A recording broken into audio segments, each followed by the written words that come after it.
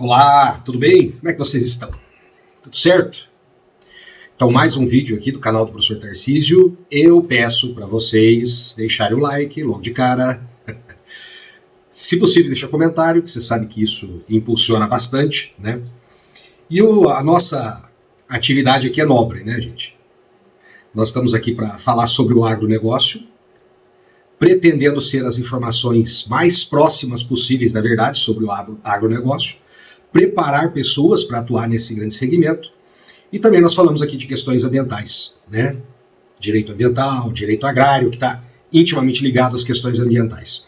Além, é lógico, da gente estar dando os pitacos aí nas questões econômicas, e isso implica que a gente acabe também abordando algumas questões políticas que estão relacionadas ao nosso segmento de trabalho. Bom, vamos lá. O que nós vamos falar hoje? Nós estamos dando prosseguimento àquelas aulas de fundamentos do agronegócio.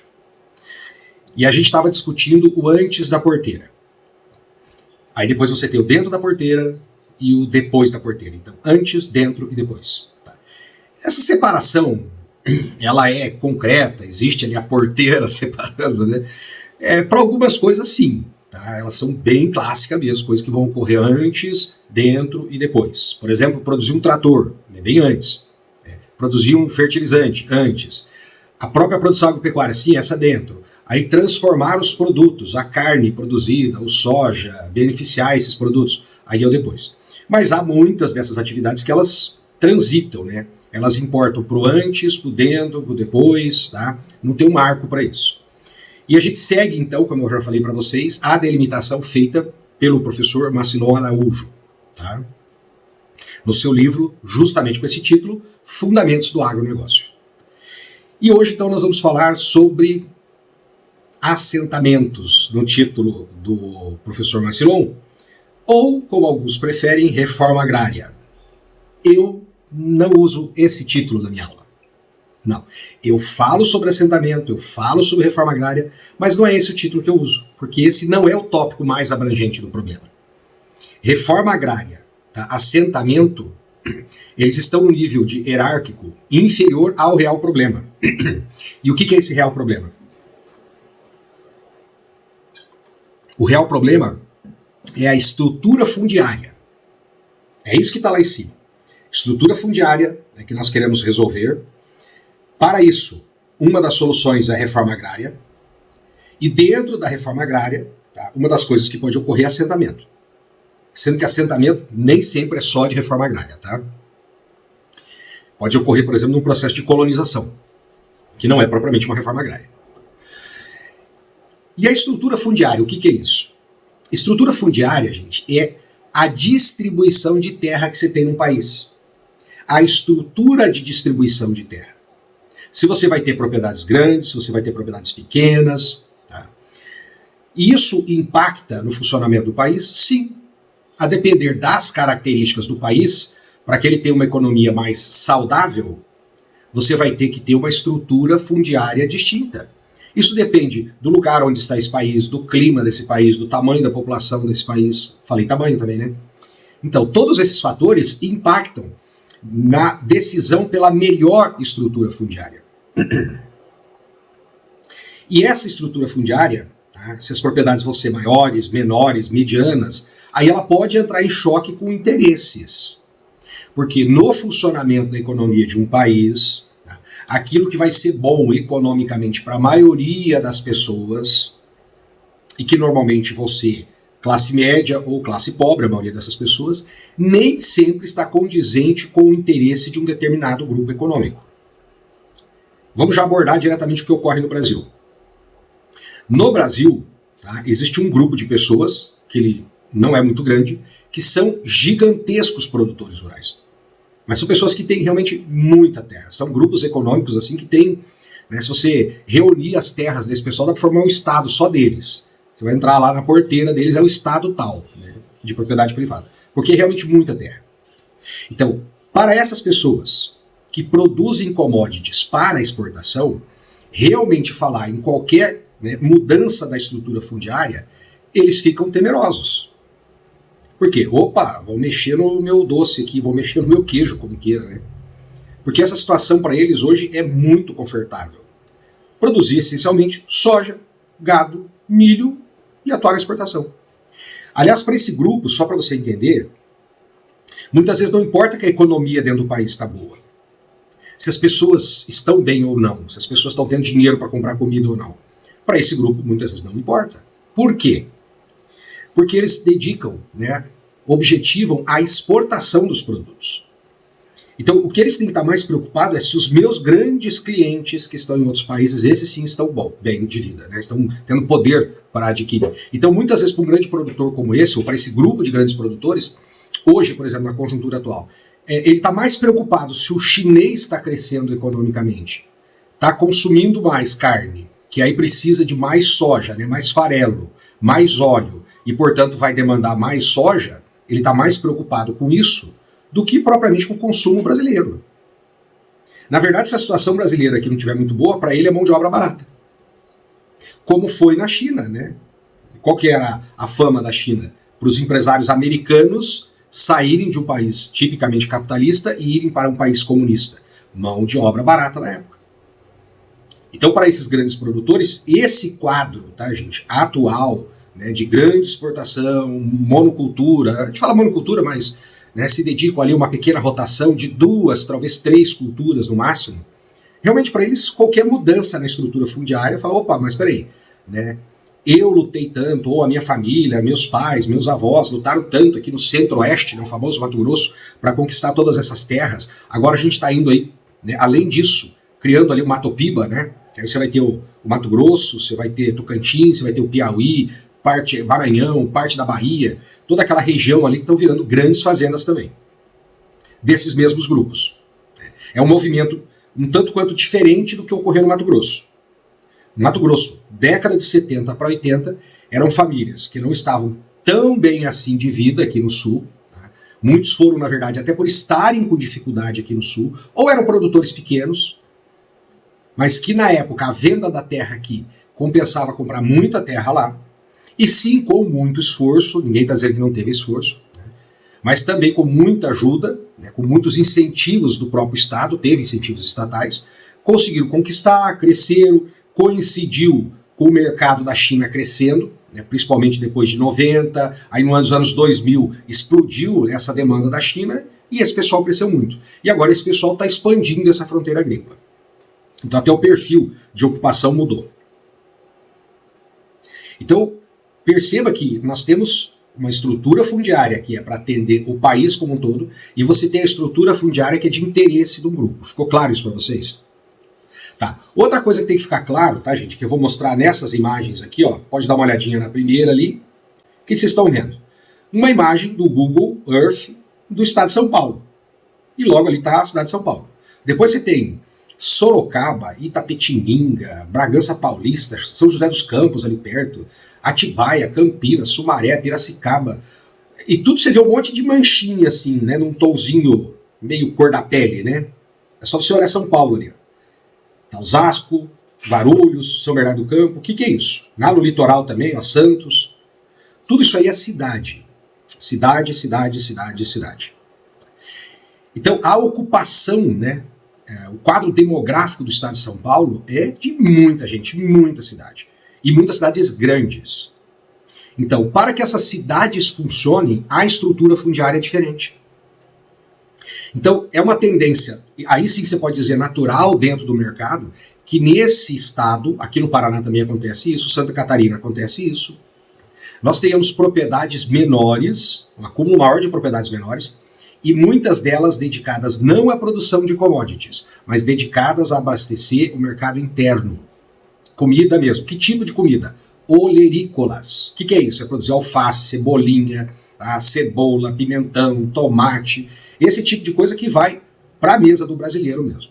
Poucos vão ser exportados. Tá? É produção de comida mesmo.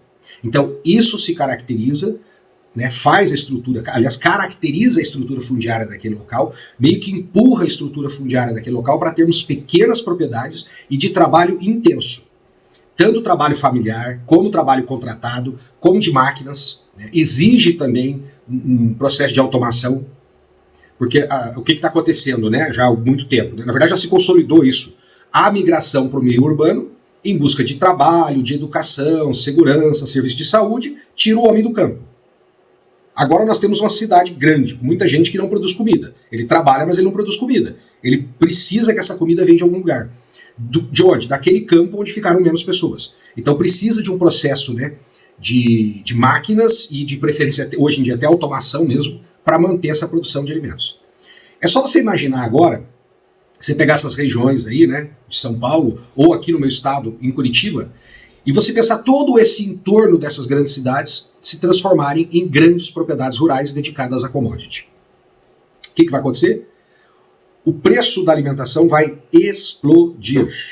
Explodir, gente.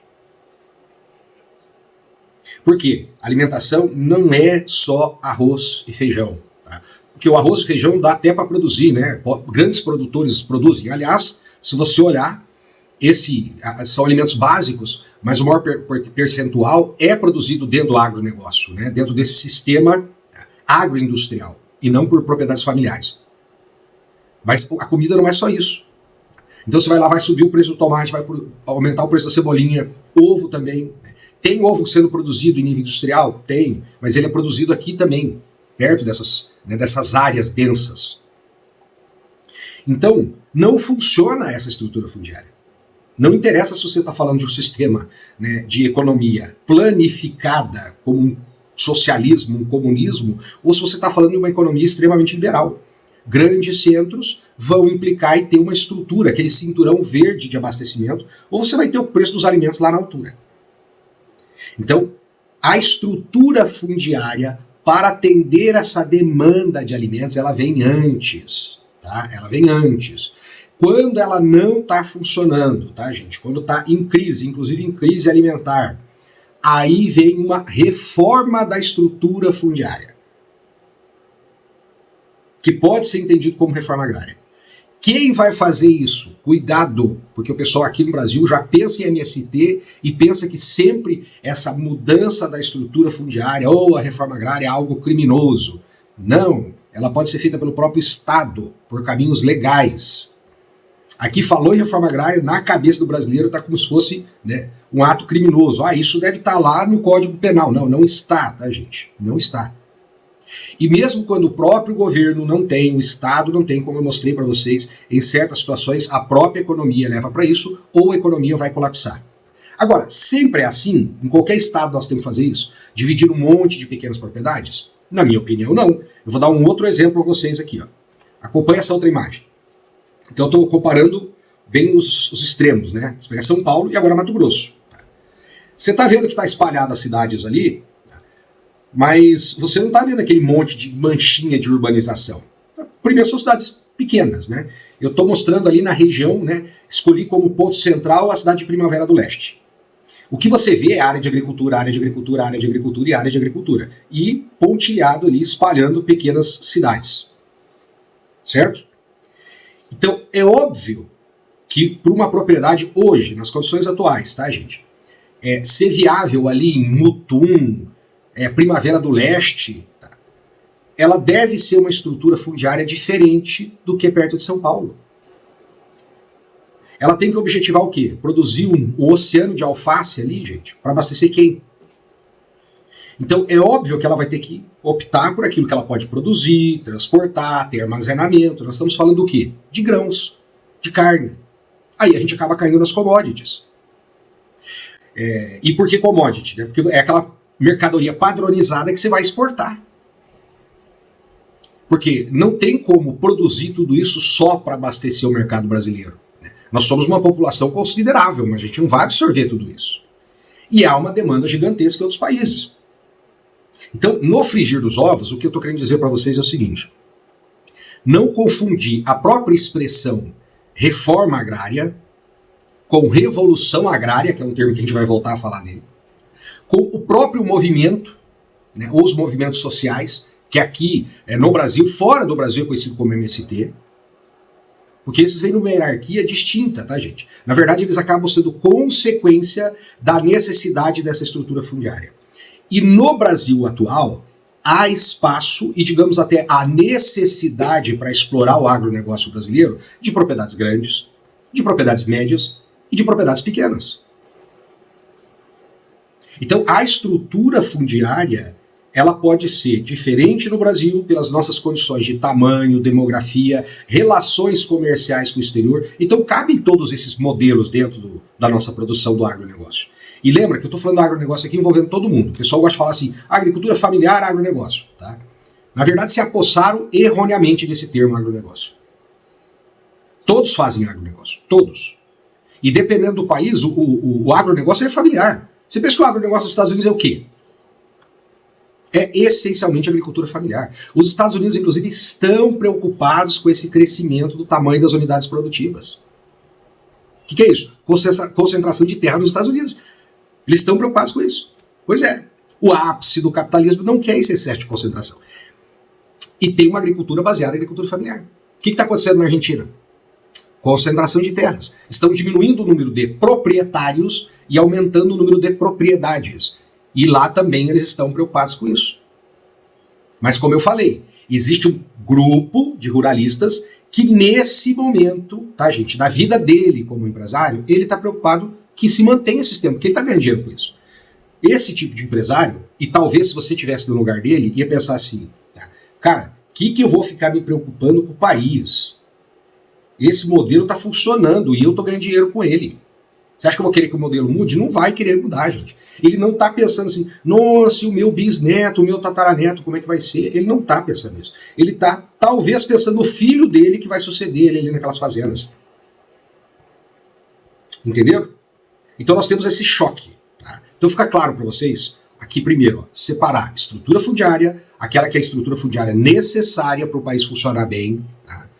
Do que é o movimento por reforma agrária, e que essa reforma agrária pode ser, né, por movimentos sociais e pode ser uma iniciativa do Estado, como ocorreu diversas vezes, até de Estado estrangeiro, porque a reforma agrária no Japão foi feita por Estado estrangeiro, os próprios Estados Unidos, Coreia também, apoio dos Estados Unidos,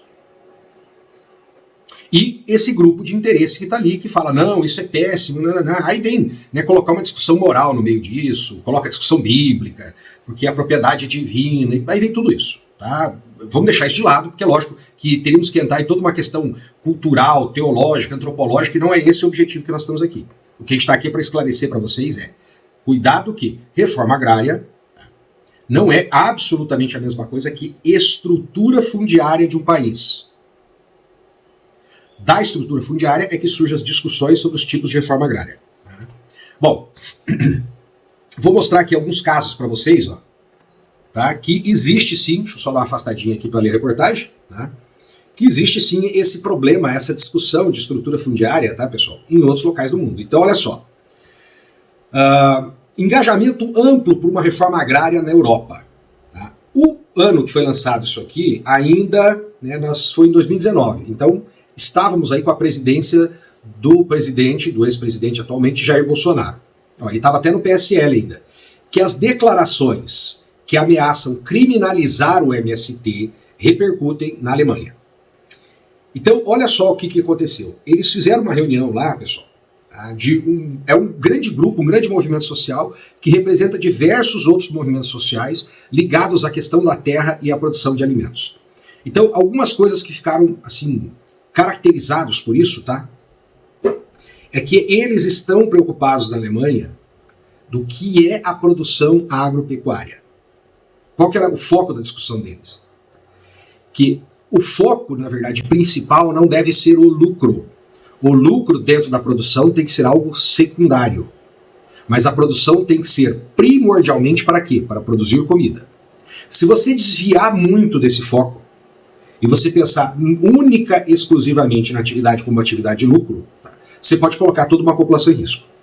Então, o que discutiram? Foram discutidos hábitos alimentares, porque, lógico, o excesso de proteína animal tem implicado, tá, gente, uma questão de pirâmide energética isso, né? Você pega toda aquela comida vegetal e você perde boa parte desse alimento produzindo carne animal. É só você lembrar das suas aulas de ecologia do ensino médio que você vai lembrar. O que vai acontecendo? Quanto mais você vai subindo na pirâmide alimentar, indo lá para cima para os predadores, você está perdendo energia.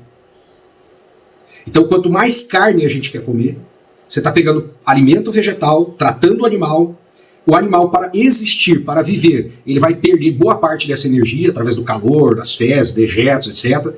e aí você vai se alimentar dessa carne. Então você está sempre ingerindo menos alimentos. Tá? O impacto do sistema agrícola nas mudanças climáticas e o futuro da agricultura. Uma reforma agrária sustentável era a exigência dos manifestantes. E aos gritos de "estamos cansados disso", acabem com o dinheiro para a agricultura industrial. O que é isso?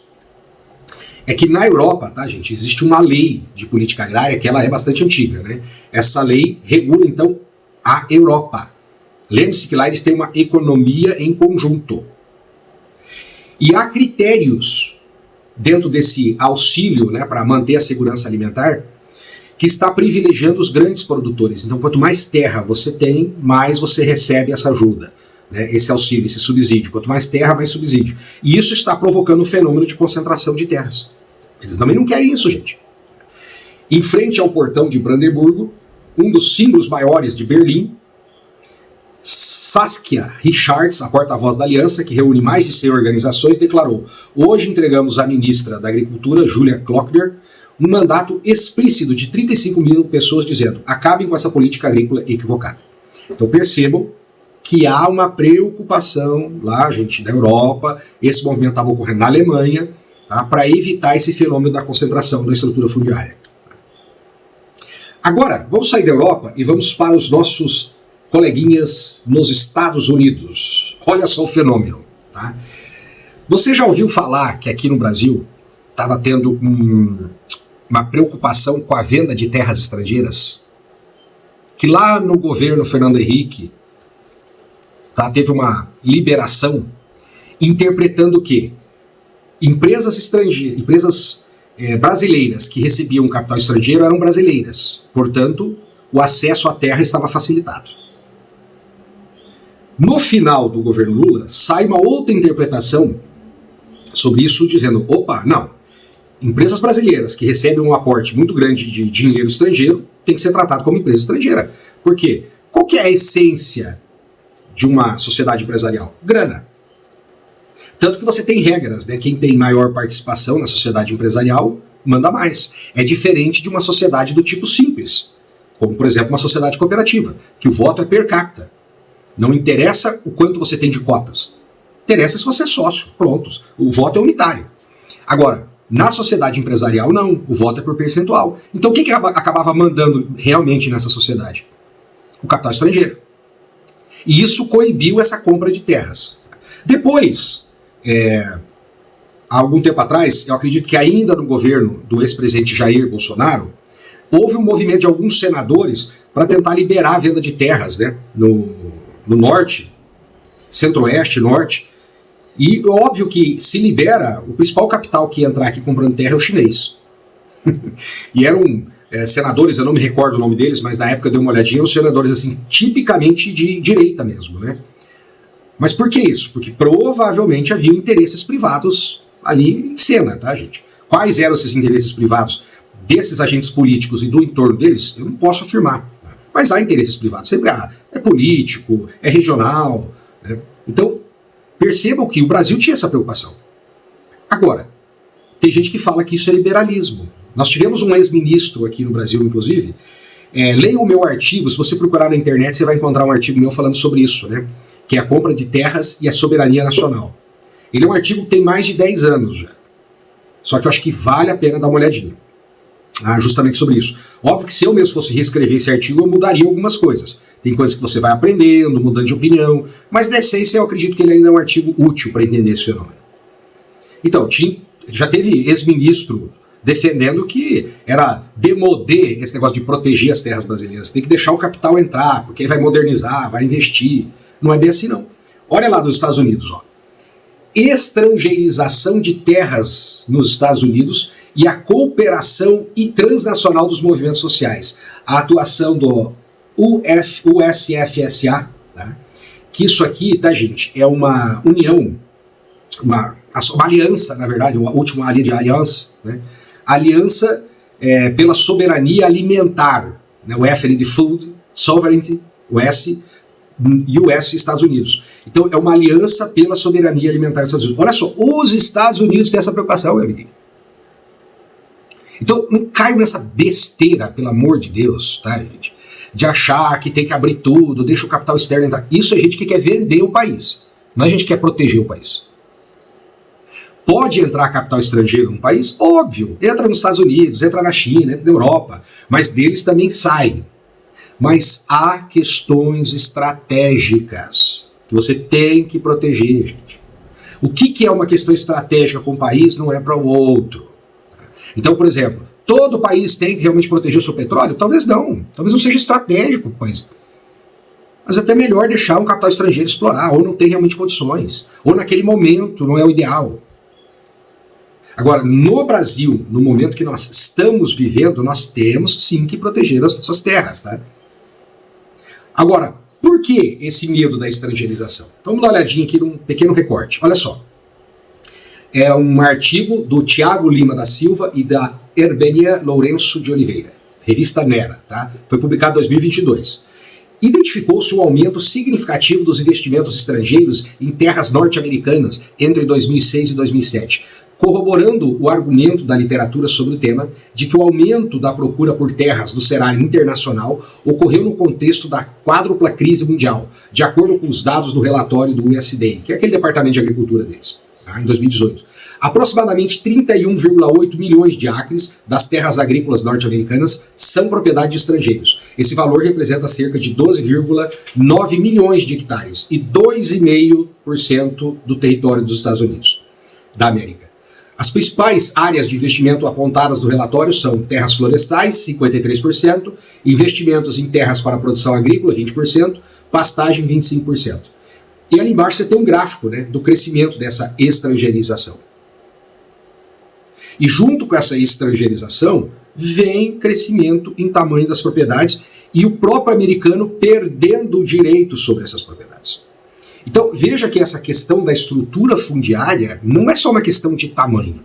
Eu já expliquei para vocês que o tamanho depende da situação. Comparei São Paulo com Mato Grosso. Lembram disso? Mas, além disso, nós temos também que proteger, tá, como uma questão de soberania alimentar. Ou o que eles criaram? Eles criaram uma aliança, tá, pela soberania alimentar dos Estados Unidos. Nos Estados Unidos. Então não cai nessa balela, tá? Chegar ex-ministro, chegar político aí falando de vamos fazer uma campanha para vender terras brasileiras, porque é a estrutura fundiária que, por sua vez, tá, garante essa segurança alimentar. Bom, e como que anda a concentração de terras no Brasil? Vamos dar uma olhadinha numa imagem? Então aqui vocês têm uma informação de um mapa da desigualdade. Ele foi elaborado por essas instituições aí, universidades, né? Exalc, Unicamp, Universidade Federal do Pará, de Minas, IPAM, Cadaster, PNUMA, SEI. Essas últimas siglas não vi, tá? Mas eu vou deixar uma legendazinha aqui no vídeo para você dar uma olhada no que elas são. Tá? E aí eles falam sobre o índice Gini da distribuição da propriedade da terra no Brasil. Foi de 0,73, confirmando o Brasil entre os países com a maior desigualdade do mundo nesse tema. Do mundo. A desigualdade é maior nos estados com produção de commodities em grandes imóveis. Mas, lembrando a ressalva que eu fiz, tá, gente? É absolutamente errado existir essa maior concentração de terras nesses estados? Não, não é. Porque depende do momento que esses estados estão vivendo. E dentro desses estados, tá, que tem uma grande concentração de terra, se começam a aumentar os centros urbanos, como está ocorrendo. Está ocorrendo. Recentemente eu gravei uma aula, inclusive, e mostrei, né, não era uma aula para o YouTube, era uma aula para uma instituição. Tá?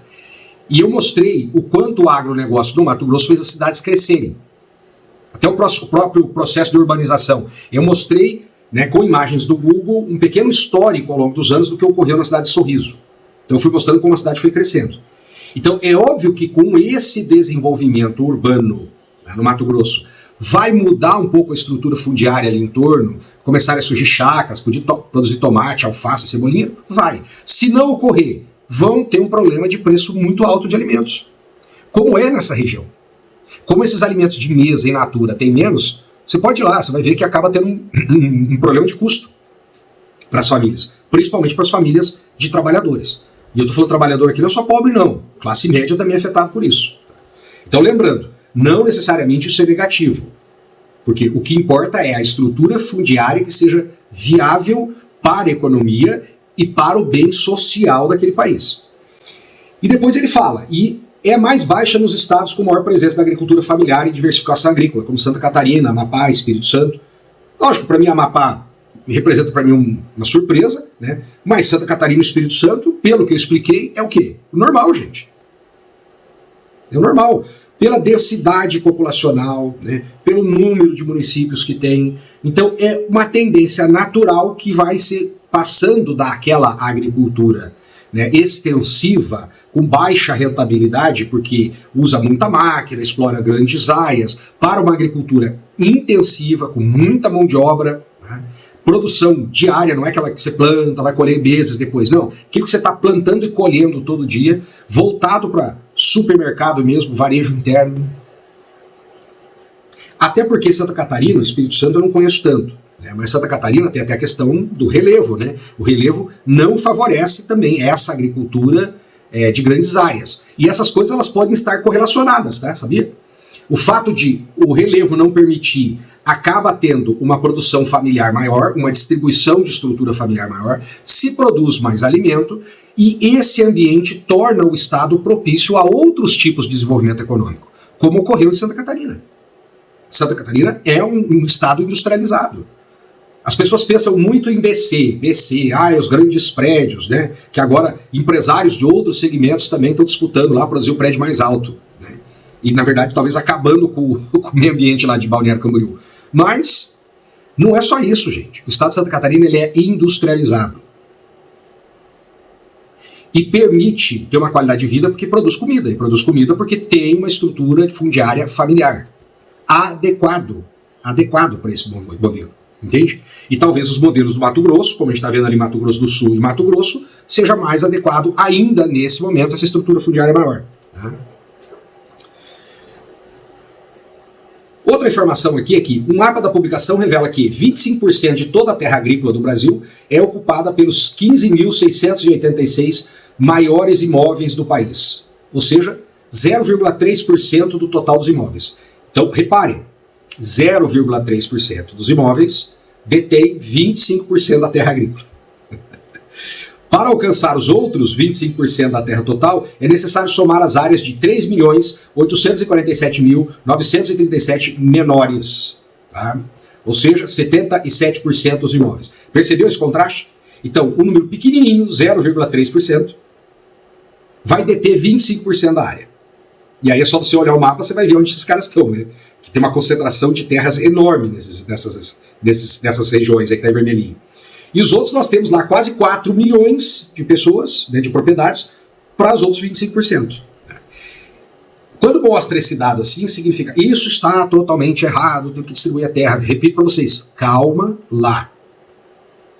Depende do que a estrutura fundiária necessita e é adequado para aquele local. E quando eu falo isso, eu não estou dizendo que Paraná, Rio Grande do Sul, Santa Catarina, São Paulo não tem concentração de terra. Tem também. Você pode ver que está umas manchinhas ali. Outra coisa, quando você fala de distribuição de terra, até para o MST, né, para outros movimentos, mas o MST, assim, de longe, né, capitania esse processo, você fica pensando, então dá terra para onde não tem gente, né? Não resolve, gente, não resolve, porque você não vai dar uma fazenda gigantesca para essas famílias. Você vai dar propriedades pequenas para essas famílias. E o que eu acabei de explicar para vocês? Propriedade pequenininha, que vai produzir alimento para a mesa, vai funcionar num lugar onde não tem gente para consumir. Então adianta enfiar esse cara lá no extremo norte do Mato Grosso? Não vai resolver. Aí é processo de colonização de estados ditatoriais, como já ocorreu no Brasil. Então, na verdade, as reformas agrárias desse modelo de pequenas propriedades, para que elas sejam autossustentáveis economicamente, acaba tendo que se concentrar em São Paulo, Paraná, Santa Catarina, Rio Grande do Sul. E aí é óbvio que esses grupos de interesse que têm concentração de terra aqui ficam pé da vida, porque eles não querem perder essas terras. Mesmo que naquele momento elas estejam sendo improdutivas. Vocês entenderam esse raciocínio? Repito, o modelo de reforma agrária é para que essas famílias tenham acesso a pequenas propriedades. Agricultura familiar. A estrutura fundiária de agricultura familiar tem que estar próximo de centros urbanos consumidores. Ou seja, você acaba, né, focando a reforma agrária, a distribuição de terras, né, esses movimentos de reestruturação da distribuição agrária nesses estados onde você vai ter mais gente, né, não tem tanta concentração de terra, você pode olhar até pelo mapa, e aí as pessoas que são as detentoras de terra não vão gostar dessa posição, porque elas são, né, correm um sério risco de perderem essas terras. Continuando, o estudo também aponta que o extrato dos 10 maiores imóveis ocupam 73%, 10% dos maiores, não 10, tá? 10% dos maiores imóveis ocupam 73% da área agrícola do Brasil, enquanto o extrato dos restantes, 90% menores imóveis, ocupam somente 27% da área.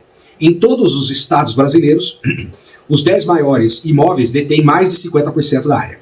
Em 6 estados e no Mato Piba, os 10 maiores imóveis detêm mais de 70% da área. Deu uma pausa, bebeu uma aguinha. Então vocês perceberam como sim, no Brasil tem concentração de terras, mas o prisma para se analisar isso tem que levar em consideração qual estrutura fundiária adequada para qual região do país, certo?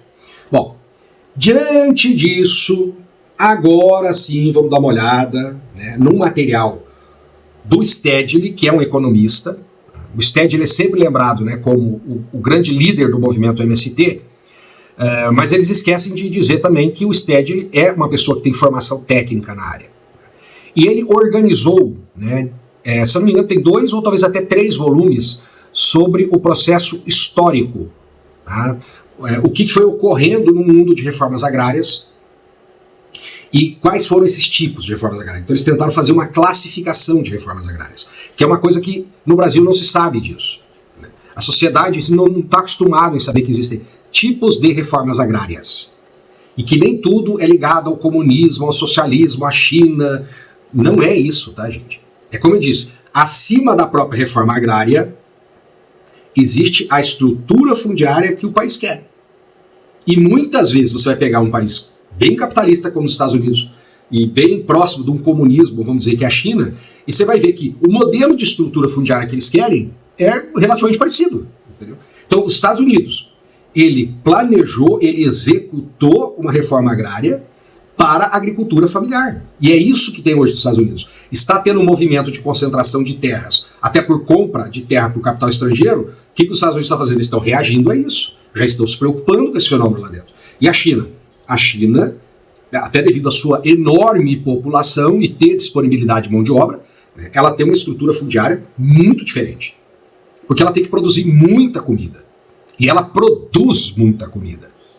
E nós vamos mostrar aqui, inclusive, uma besteira que foi falada aí por um deputado, que já foi ministro também, e que talvez, ou por desconhecimento ou propositalmente, deu uma informação que não é real. Vou mostrar isso para vocês. Então vamos lá. Desse trabalho do Stedley, ele levanta os seguintes tipos de reformas agrárias. As reformas agrárias clássicas, tá, que ocorreram dentro de um processo de industrialização nacional e criadas pela burguesia. Podemos, talvez, né, seria um bom exemplo aqui, a própria americana. Podemos incluir aqui nem numa mescla, tá, porque essa tentativa de classificação também ela não é absoluta, tá, gente? Não é que se é um tipo aqui é só esse tipo, né? Nós podemos colocar aqui em parte a japonesa e a coreana, da Coreia do Sul. Só que no caso deles tem um problema que, na verdade, elas foram feitas sob pressão dos Estados Unidos. Então, é pela classe burguesa, mas pela classe burguesa até de fora, né? E combateu os grandes proprietários de terra na época. Ora, mas por que Estados Unidos foi se meter lá no Japão e na Coreia para fazer reforma agrária? Ora, termina-se a Grande Guerra. Surgem 2, né, expoentes de poder. Estados Unidos, União Soviética. Nesse caso, com ideias diferentes de sociedade, de modelo econômico, capitalismo, socialismo, e além disso, disputando o poder. Porque não acredite você, tá, gente, que os países, só por terem ideologias de modelos econômicos diferentes, eles vão brigar por isso. Não é, tá? Não é esse o principal motivo que leva 2 países a se confrontarem. Muitas vezes, tá, pode, né, ser como um tempero a mais essa questão da ideologia. Ah, estamos combatendo o comunismo. Ou o comunista fala, estamos combatendo o capitalismo. mas é interesse de poder, de influência em outros países que leva essa disputa. E estava tendo essa disputa. Quem ia ter mais influência sobre aquela região ali no Oriente? E uma das promessas, uma das coisas que a União Soviética, a Rússia mostrava na época para eles, né? Falou, olha, nós fizemos a reforma agrária. Vocês aí no Japão têm uma concentração de terras enormes. Vocês têm os senhores feudais, quase praticamente, né? No Japão. E aí, para aquele trabalhador rural, que era na verdade o soldado japonês, falou, opa, peraí, então vocês estão oferecendo reforma agrária? Vocês podem forçar, tirar essas terras aqui e passar pra gente? Sim, aliem-se a gente. Só que os Estados Unidos falou, não tem problema nenhum, reforma agrária por reforma agrária a gente faz também. E foram lá e fizeram essa reforma agrária, que inclusive depois contribuiu para o crescimento capitalista dos Estados Unidos, do Japão. Então percebam, gente, que reforma agrária não significa coisa de comunista. Significa do interesse econômico naquele momento para o modelo de estrutura fundiária daquele país. Né? Agora, tem as reformas agrárias reformistas, tá? Que buscam reestruturar a produção interna, né? Mas sem grandes rupturas. Daí, inclusive, eu vou ali no final do slide, nessa frase do Samir Amin, que é um economista egípcio, falecido não há muito tempo, que ele faz uma distinção entre revolução agrária e reforma agrária. Então, veja bem, a palavra reforma agrária aqui no Brasil, que é entendido como ato de violência, ir lá e tomar a terra, sair matando todo mundo, colocar fogo, não é a questão da revolução agrária, que aí poderia se entender com esse fenômeno, sim, de um levante popular e forçar. Ou ocorre, ou pode ir até para algum ato de violência, né? De coisas impositivas pela força da maioria popular. Não é isso, a reforma agrária, tá, gente? Que essa mudança ela pode ser bem comedida. Nas leis brasileiras, inclusive, ela foi planejada para ser assim. Inclusive, você não pode confundir ocupação de terra com a invasão propriamente de terra. Né? A invasão, sim, ela é absolutamente condenada. Então percebam, você vê que nós temos graduações, é importante você perceber isso, que vai desde uma medida capitalista, né, bem capitalista, meu governo chega e faz isso, uma medida mais suave, intermediária, e há também, lógico, a revolução, a ruptura com o sistema. Aí ele fala de reformas agrárias radicais, aí sim, ó, pelos próprios camponeses, né, movimentos que se originam nas bases para a erradicação do latifúndio. Aqui no Brasil não é isso. Não tem permissão legal, tá, gente, para erradicar a grande propriedade. Eu vou até usar o nome grande propriedade, porque o termo latifúndio no Brasil mudou de significado. Latifúndio no Brasil não é sinônimo de grande, que é o que a palavra deveria dizer, né? Grande propriedade. Não é isso que significa no Brasil. No Brasil, na verdade, latifúndio foi mudando conceitualmente e hoje, se você pegar os critérios legais, se aplica a propriedade improdutiva e não propriedade grande. Você pode ter uma propriedade gigantesca, só você ver nos slides que a gente viu anteriormente, ou de pessoas que detêm muitas grandes propriedades e nem por isso vão, né, estar suscetíveis a uma ocupação ou o próprio Estado ir lá e falar assim, vamos fazer uma reforma agrária aqui, uma desapropriação, né, com função social para fazer uma reforma agrária com essa terra. Não pode. E se o próprio governo tentar, gente, o Estado tentar, perde na justiça. Porque esses proprietários vão provar que estão produzindo dentro dos critérios técnicos que são exigidos. Beleza? Reformas agrárias populares, tá, que aí ocorre, tá, por processos de mudança que constitui o poder, esses movimentos sociais populares participando do poder conseguem promover essas mudanças. Tá? E não necessariamente vai ser o fim do sistema capitalista. Então, você pode ter uma reforma agrária e manter o sistema capitalista, que foi o que os Estados Unidos fez. Aliás, você pode reforçar as bases para o desenvolvimento capitalista com a reforma agrária. Então, mais uma vez, tira da sua cabeça que a reforma agrária é só para implantar um comunismo. Essa é uma besteira que algumas pessoas, ou por pura ignorância, ou porque têm outros objetivos, até políticos, eleitoreiros, ficam falando por aí. Não, o objetivo da reforma agrária, tá, gente, é para, muitas vezes, reestruturar a distribuição fundiária, e essa distribuição fundiária é para atender o desenvolvimento do próprio capitalismo. Reformas agrárias anticoloniais, que ocorrem nos processos de independência. Então você pega lá o que ocorria aqui na região da América Central, ocorreu recentemente, África do Sul, né, onde ao acabar com o sistema colonialista, né, ou no sistema de apartheid, você acaba falando assim, opa, vocês também estão com muitas terras. Essas pessoas estão pobres porque não têm terra. Então nós vamos derrubar esse sistema de apartheid, ou vamos expulsar, né, os colonizadores e também vamos aproveitar e distribuir as terras. Você poderia até classificar também como uma radical. Né? Reformas agrárias de liberação nacional, que guarda similaridades, né? Mas aqui não necessariamente se livrar de colonizadores, mas às vezes de uma força opressora interna do próprio país. E você tem as reformas agrárias socialistas. Essa sim, para o socialismo, para chegar no comunismo. Então perceba, você tem graduações, e se você pegar a primeira, né, e a última, você vai ter tanto reforma agrária voltado para o capitalismo, a sua consolidação, ou até mesmo a sua implantação, como você tem reforma agrária para implantar um sistema socialista ou comunista. Beleza? Bom, e aqui nós chegamos então, tá, gente?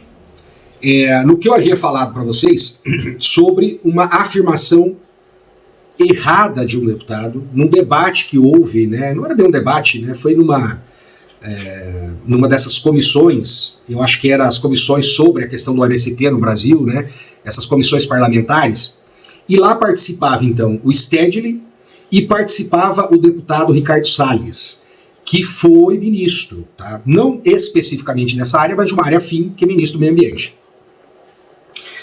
E numa das perguntas que se fez, o ex-ministro, atual deputado, pergunta assim para o Stedley: na China existe algum movimento similar ao que vocês fazem aqui no Brasil, no MST? E ele fala, não tem, porque lá foi feita uma distribuição de terra. E foi mesmo. Como foi feito no Japão também, como foi feito nos Estados Unidos, com objetivos de regular a estrutura fundiária para atender a necessidade ali. O que eu falei para vocês? Né, você pegar São Paulo que é um mundaréu de gente, né? Se você não tiver uma estrutura fundiária, que é onde esse deputado inclusive vive, que é essa sociedade que ele representa como deputado, é isso aí, ele vive lá. Se lá tivesse uma estrutura fundiária igual ao do Mato Grosso, ele estaria gastando boa parte do enorme salário como ele ganha como deputado para comer um tomate, para comer uma salada de alface. Então, se você pegar a China, ela se compara nesses termos a São Paulo. Uma grande densidade populacional precisa de uma estrutura fundiária diferente. É isso. Senão o país não vive. As pessoas literalmente morrem de fome. Então você tem que gerar produção de alimento, densidade de trabalho, aí você cai nas olerícolas, você cai nos alimentos de mesa, você cai nas pequenas propriedades, que é o que ocorreu na China. Né? E aí o Stedley fala, não, lá já teve reforma agrária, tal, mas eles não discutem essa questão da estrutura fundiária. É isso que eu estou apresentando como novidade para vocês. A necessidade de uma estrutura fundiária para atender a necessidade do país. E aí o deputado vem e fala, por isso que eles passam fome, porque eles não têm produtividade. E o Stedley responde, eu não estou aqui para defender a China, chame aqui um representante do governo chinês para fazer essa defesa. Eu, na minha opinião, acho que ele não deu a melhor resposta. Eu acredito até ser uma resposta viável, mas não foi a melhor resposta.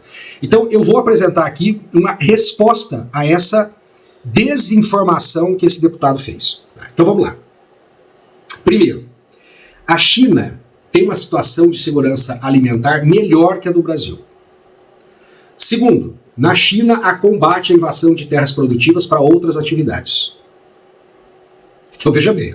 Primeiro, se você pegar em números absolutos, tem mais gente passando fome na China do que no Brasil? Lógico, nós estamos falando de um país gigantesco.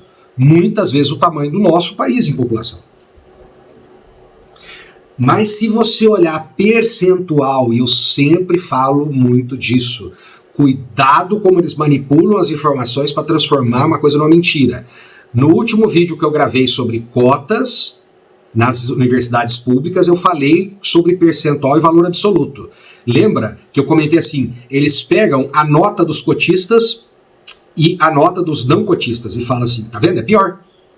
Aí eu falei, o quanto é pior? Às vezes é um percentual ínfimo. Então aqui, cuidado, dizer que passa fome mais na China em números absolutos do que no Brasil, sim. Mas em percentual, não. Tá? E olha o que diz esse artigo, né? Que não, a segurança alimentar no Brasil é pior. Apesar de nós sermos exportadores de alimento e a China, né, ainda ser um grande importador de alimentos, e eu acho que vai continuar sendo, nós temos uma situação de segurança alimentar pior. Então, nesse aspecto, o Brasil é muito pior. Tem que informar esse deputado aí e a sua assessoria. O Brasil é muito pior. Por quê? Se você está num país que não tem comida e tem que importar, é razoável, né, que se pense, pô, tem gente aqui com problema alimentar. Agora, você está num país que exporta comida e tem gente passando fome, tem erro dentro desse país, um erro grave, ético, moral, inclusive. Né? A China estabeleceu, tá, gente, um estudo em 1963, quando ela preparava já para essa abertura. Essa abertura ela não ocorreu muito, né, sobre o controle, sobre a administração, a gestão do Mao Zedong. Porém, quando ele veio a falecer, tá, em 77, se eu não me engano, e aí em 78 começa a grande abertura, o Deng Xiaoping vai pegar um estudo do Zhou Enlai. Tem muita bibliografia, inclusive em português, sobre isso, tá? Que eram as 4 grandes modernizações, que uma delas era o setor agrícola. E esse fenômeno ocorreu. A produtividade da China hoje é muito grande, muito grande. Vocês vão ver aqui. Tá? Então, a China lidera a produção mundial de alimentos, em grande parte devido à necessidade de alimentar sua população de mais de 1,4 bilhão de pessoas. Nós estamos aí talvez em 220 milhões de pessoas. O país é o maior produtor global de arroz, vegetais e frutas. Então, dizendo para as pessoas que gostaram da lacrada do deputado lá, que só falta aparecer aquela ceninha da faquinha, né? China, Tramontina. Pô, que besteira, gente. Vai olhar a verdade, vai olhar os números. Frutas, vegetais e frutas, isso que eu estou falando para vocês, que é tipicamente a produção familiar, aquele produto que vai para sua mesa, o pepino, a cebola, a cebolinha, a cenoura, que às vezes você vai no mercado e fala, tá horror, nossa, quanto custa um pé de alface? Eles são grandes produtores, os maiores produtores. E olha que nós temos clima e área muito favorável para isso. Além de concentrar mais de 50% da produção mundial de carne suína. Mesmo com limitações como escassez de água e áreas cultiváveis reduzidas, a China tem investido fortemente em tecnologias agrícolas. Então, que besteira esse deputado foi falar, gente. Mas que besteira que eles não têm produtividade. Quem lhe passou essa imbecilidade para o senhor falar isso aí em público? Eu sou só um professor do interior aqui. O que eu vou falar vai para algumas dezenas de pessoas. O que o senhor fala vai para talvez milhões de pessoas. E o senhor decide. Nós, professores, informamos, formamos. Ajudamos a pensar. Agora o senhor decide. Como é que pode ter uma pessoa tão desinformada decidindo coisas? A gente tem que se preocupar com isso. E falo, não especificamente para esse deputado em si, mas para esse movimento da desinformação que existe no Brasil. Isso é muito perigoso. Tá? Continuando. Com 1/5 da população mundial em seu território e apenas 13% de terras agricultáveis do país, o governo chinês estabeleceu uma estratégia de autossuficiência alimentar baseada na produção da agricultura familiar. Familiar. O que eu falei para vocês? Antes de falar de reforma agrária, é a estrutura fundiária do país atendendo aos interesses da sociedade. E nesse caso pode até ser para atender a estrutura econômica que o país vai funcionar. E não importa se ele é capitalista ou comunista, gente. China fez isso, Estados Unidos fez isso. Responsável por mais de 80% da produção. 80% da produção de alimentos, estrutura familiar. Com o uso de novas tecnologias avançadas no campo, como a agricultura digital e o reaproveitamento do solo, o país aumentou a produtividade das terras agrícolas de maneira relevante, alavancando a produção, modernizando a distribuição dos produtos e desenvolvendo a cadeia agroindustrial. De acordo com o Ministério da Agricultura e Assuntos Rurais da China, em 2019 havia mais de 2.500 empresas de máquinas agrícolas no país e a mecanização do setor excedeu 70%. O deputado e as pessoas que acompanham esse raciocínio que ele fez, na cadeia do soja, nosso principal produto, qual é o percentual de máquinas que o Brasil produz? Empresa brasileira. Na cadeia do soja, qual o percentual de máquinas que o Brasil tem produzido? 0. Todas as grandes e pequenas e médias empresas nesse sentido não tem mais. Nós temos uma empresa aí que produz, né, algumas máquinas, mas, se eu não me engano, acho que é 0,2% de participação no mercado. A China está fornecendo ao Brasil as máquinas pequenas, os equipamentos pequenos para ser utilizado na agricultura familiar. Porque nem isso nós temos mais, nós não temos indústria de máquinas para agricultura familiar. Poderíamos ter. Aí, repito, não é o espectro político que o senhor apoia que falhou. Todos falharam, porque desindustrializaram o Brasil. E todos estão, inclusive, contribuindo com mais ou menos intensidade para diminuir a importância da Embrapa e das universidades que pesquisam equipamentos agrícolas. Não tem incentivo para isso. O que significa? Que nós só estamos trabalhando dentro da cadeia, dentro da porteira. Eu já expliquei para vocês. O dentro da porteira, que é produção agrícola, é o setor menos rentável, não dá dinheiro.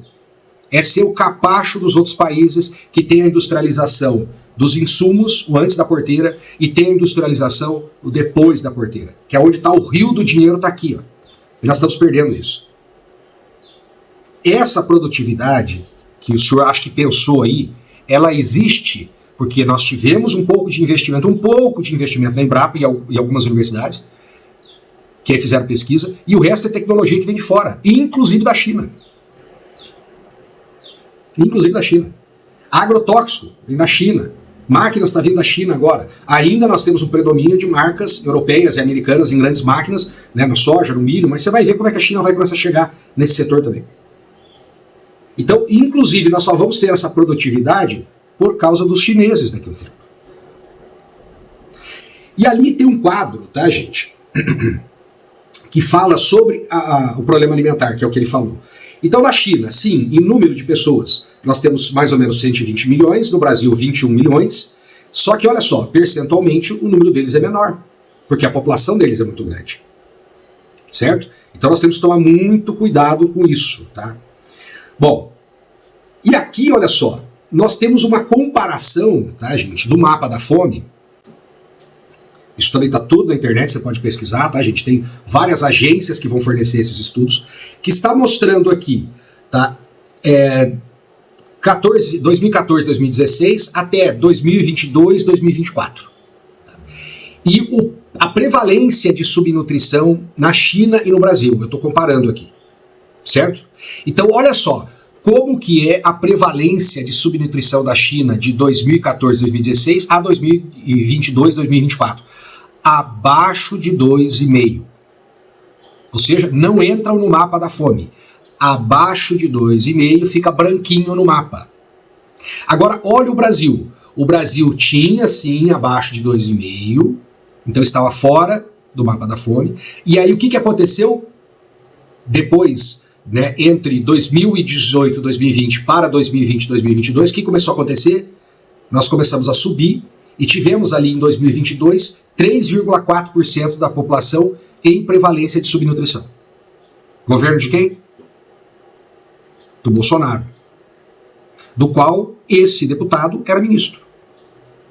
Salve recordar que foi o ministro do abrir a porteira para as questões ambientais. Ah, teve a pandemia. Peraí, na China também teve. Poderíamos colocar outros países aqui. E pelo que ele alega, já que a gente tem tanta produtividade assim, então não devia ter ocorrido aquilo ali no governo do presidente Bolsonaro. Então é uma absoluta mentira, totalmente distorcido o que ele falou. E essas pessoas confundem muito a importância de um país ter um excelente equilíbrio de estrutura agrária, tá, gente? Para funcionar bem, para as pessoas comerem e terem desenvolvimento, inclusive do capitalismo, se é isso que o país opta por ter. Terminando, tá, gente? Porque o vídeo ficou bem longo, mas importante, eu gostaria de recomendar que vocês lessem aqui, né, o artigo das professoras Maria Silvia Mattioni Sais e de Silvia Helena Galvão de Miranda. Nesse artigo, elas que são professoras da Faculdade de Economia, Administração, Contabilidade e Autuaria da USP, analisam a questão da fome e a produção de alimentos. Então, elas vão mostrar justamente essas contradições que existem no Brasil, né? Que se fala, produzimos muito alimento e temos pessoas passando fome. Exportamos alimentos e temos pessoas passando fome. Então, é importante que você entenda esses aspectos. Então, primeiro, você tem que dizer que tipo de alimento que é. Por quê? Produzir uma enorme quantidade de soja não significa que as pessoas vão comer esse soja. Não é um prato tradicional do Brasil pegar o soja, né, transformá-lo em alimento proteico diretamente para os seres humanos. Não é o comum. Poderia mudar. Você pode ter uma mudança de perspectiva alimentar e passar a comer mais soja, como alguns países fazem isso. O soja é transformado para alimentação humana. Isso tem pouco no Brasil. Tá? Outro aspecto, tá, gente? Então, lembrando, né, se você só produz soja para exportação, você não é propriamente alimento aquilo, diretamente alimento. Você pesar aquele soja e falar, olha quantos milhões de toneladas que tem aqui de comida. Não é propriamente comida direto para as pessoas nesse momento no Brasil. Entenderam? Então você teria que pegar e calcular, sim, a produção de comida mesmo que vai para a mesa. Não o soja, mas o quanto de frango está disponível aqui para o brasileiro. O quanto de carne bovina, o quanto de carne suína, o quanto de carne de peixe, o quanto de tomate, o quanto de alface, o quanto de arroz, aquilo que vai na mesa. Isso tem que ser quantificado. Porque a pessoa, papá. Depois você tem que relacionar com a renda dessas pessoas. Então o que adianta produzir um monte se as pessoas ganham mal? E ganham mal mesmo. No Brasil, ganha-se mal, muito mal, gente. E o que isso implica com a exportação, Tarcísio? É simples. Como a exportação no Brasil é totalmente livre, ou quase totalmente livre, né?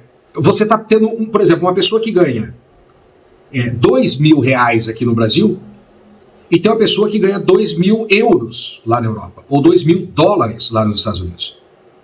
E o produtor está aqui e fala, peraí, eu vou focar em entregar para um cliente que ganha 2.000, quanto que ele pode me pagar? Ou eu vou focar em entregar para esse cliente que ganha 2.000 euros, $2.000. Então, o poder aquisitivo de quem importa é muito maior. Então, o trabalhador brasileiro, por que ele é prejudicado? Porque com esse salário dele, que é ruim, ele está disputando o consumo da mercadoria com o europeu, com o americano, outros países, onde o poder aquisitivo é muito maior, ou o próprio Estado está subsidiando essa importação, para fazer chegar mais barato. Então, se torna uma concorrência desonesta. Então somos grandes produtores, porém essa produção não fica literalmente disponível para o brasileiro. E aí cria-se uma desculpinha, tá, gente? Um discursinho que como se o brasileiro fosse, né, extremamente vagabundo, então ele não trabalha nem para comer, porque não falta comida no Brasil. Isso é outro discurso mentiroso, gente. Não é assim que se analisa isso. Nós temos que analisar o alimento que está na mesa. Esse alimento você tem que analisar entre o poder de compra do brasileiro e o poder de compra para onde ele vai ser exportado. Tá? E depois, numa outra aula, no outro vídeo, eu quero abordar essa questão das exportações, né, que vendem como se fosse um milagre que sustenta toda a economia brasileira. Não é bem assim. Tá? Para fechar, tá, gente? Repetindo, sim, o agronegócio é um grande negócio para o Brasil. É importantíssimo. Ele não deve ser combatido, destruído e mostrado como se fosse, né, falou de agronegócio como se fosse um monte de bandido. Não é essa a minha concepção e não é essa a concepção que eu transmito aos meus alunos. Tá? O agronegócio, tá, pode sim trazer desenvolvimento social, segurança alimentar e contribuir, inclusive, né, para a sustentabilidade. Nós podemos manter esse país produtivo por muito e muito, muito mais tempo, certo? Mas desde que a verdade impere, a informação técnica, científica, né, a informação realmente do que está ocorrendo, tanto ali no campo, na hora da produção, como na política, como na economia. Valeu pela sua paciência, eu agradeço e peço mais uma vez, deixa o like, compartilhe esse vídeo.